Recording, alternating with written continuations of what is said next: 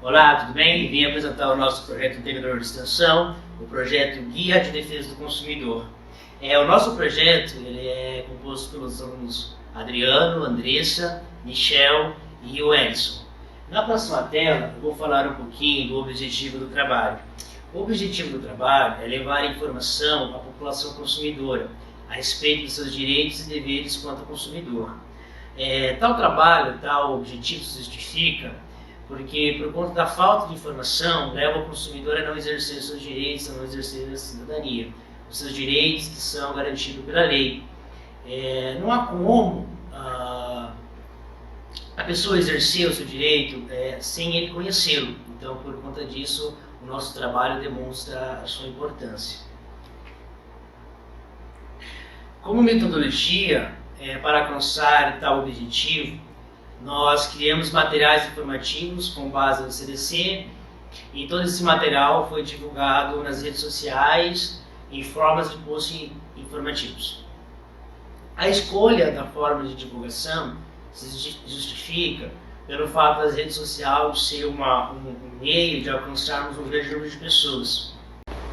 Pessoal, a defesa do consumidor ela surgiu um pouquinho depois aí da Revolução Industrial, né, que aconteceu na Europa lá no século XVIII. Só que aqui no Brasil ela só chegou no ano de 1970, depois de alguns movimentos aí que aconteceram a favor dos consumidores, né? E com a chegada da Constituição Federal em 1988, aí sim veio a necessidade de incluir a defesa do consumidor, que veio um pouquinho depois, lá em 1990, para ser mais exata, no dia 11 de setembro, né? Com a Lei 8.078. Os consumidores, eles estão respaldados em diversos artigos, em diversas situações, que nem todos eles estão cientes desses direitos, né? Nem todos os consumidores, nem todos os cidadãos.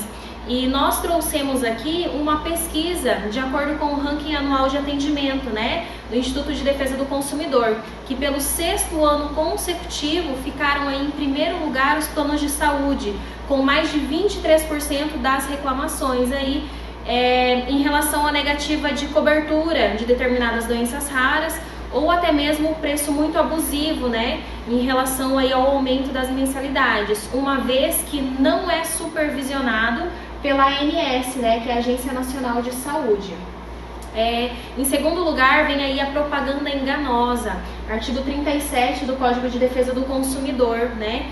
O que é a propaganda enganosa? O que seria? As ofertas que os fornecedores fazem, pode ser por revistas, jornais, redes sociais, né, na internet, ela precisa cumprir o que está falando ali naquela divulgação.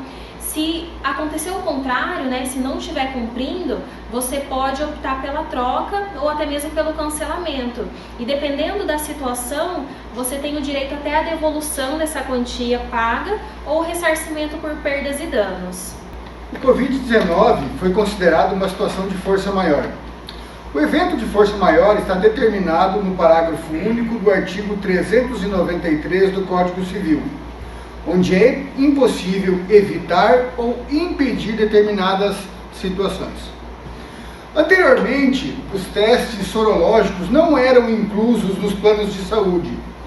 Após o novo coronavírus, a Agência Nacional de Saúde decidiu incorporar esse procedimento nas obrigações dos planos, a fim de combater o vírus. Essa medida passou a valer na data de 14 de agosto de 2020, após a publicação da resolução normativa no Diário Oficial da União. O aumento dos preços do álcool em gel, máscaras e luvas de proteção durante a pandemia. Em determinados estados, o álcool em gel aumentou quase 600%. O valor das máscaras aumentaram mais de 160%. Esta prática é considerada abusiva, conforme o Código de Defesa do Consumidor, pois se trata de crime contra a ordem econômica. Foram feitas diversas denúncias por parte dos consumidores, levando o PROCON a disponibilizar um aplicativo de denúncias exclusivamente para essas reclamações. No estado de São Paulo, em 15 dias, mais de 80 estabelecimentos foram notificados. Bom, dando seguimento aí à apresentação do nosso trabalho, né, eu vou estar passando para vocês alguns caminhos, algumas maneiras que a gente, como consumidor, caso seja lesado, pode se tomar para poder buscar o seu direito, né? Então, existe hoje duas vias, né? A extrajudicial e a judicial, como vocês podem ver no slide. Essa extrajudicial, ela é mais simples, ela é mais uma situação da parte administrativa. Você pode fazer você mesmo, pode buscar essa defesa por meio de uma negociação diretamente com a empresa, algum requerimento, né? Você pode estar fazendo como mostra aqui no slide. E o outro, um pouquinho mais sério, um pouquinho mais firme, é a via judicial, né? Que você hoje em dia tem o juizado especial cível, né? E o juizado cível comum. No juizado especial cível, ele atende até causas de até 40 salários mínimos. Ele é de causas menores, né? Ele é uma maneira mais eficaz também de se buscar o seu direito. Ele tem alguns restrição que você vai ver lá na lei 9.099, né? As partes que são restritas a entrar com essa ação, e também tem o juizado cível comum. Esse é um pouquinho mais sério, precisa ser representado por um advogado, né? Você tem que ser representado, você tem mais célere, é uma maneira mais eficaz de você buscar o seu direito e não tem restrição para nenhum tipo de pessoa, né? Outro meio de você estar buscando, como a gente pode ver vai poder ver no próximo slide, existe hoje em dia agências, canais de denúncia, né? Agências reguladoras. Existem várias, na verdade. Eu trouxe dois exemplos, né, para vocês terem uma ideia de como que essas agências. Por exemplo, a Anatel, né, que é a Agência Nacional de Telecomunicações, ela tem um site próprio, ela disponibiliza uma central de atendimento onde você pode ligar, registrar a sua queixa ou a sua reclamação. Ela é muito procurada, existe muita reclamação nessa agência Anatel, né, que envolve a parte de telefonia, de pacotes de internet, esse tipo de coisa. Outro exemplo não muito diferente é a Agência Nacional de Saúde Suplementar, que é a ANS. Ela também tem uma central de atendimento, tem um telefone que você pode estar ligando e entrando em contato, deixando a sua reclamação, a sua queixa, né?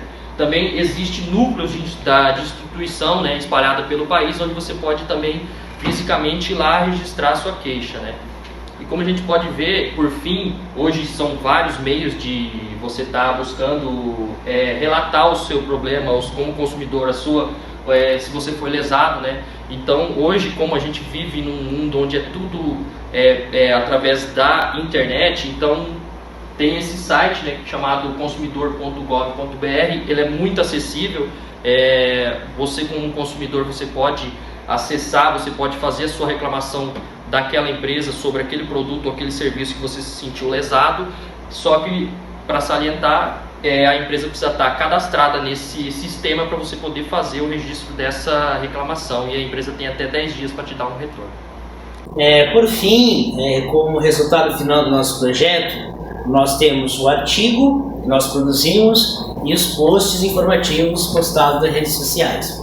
O nosso artigo, no início, nós falamos um pouco da legislação, tanto a Constituição quanto a infraconstitucional. Nós falamos um pouco do contexto histórico de criação do Código de Defesa do Consumidor, falamos a respeito dos princípios que regem a defesa do consumidor. Nós falamos dos principais direitos violados no Brasil, trouxemos dados estatísticos. Nós falamos da nova relação de consumo com o advento da Covid-19, o que mudou, as alterações, mudanças que tiveram. E por fim, nós trouxemos as formas de acesso à justiça, as formas que o consumidor tem caso seja violado em algum de seus direitos. Também nós fizemos esses posts informativos onde nós colocamos o direito do consumidor e postamos na internet como forma de divulgação do nosso projeto. Muito obrigado pela atenção.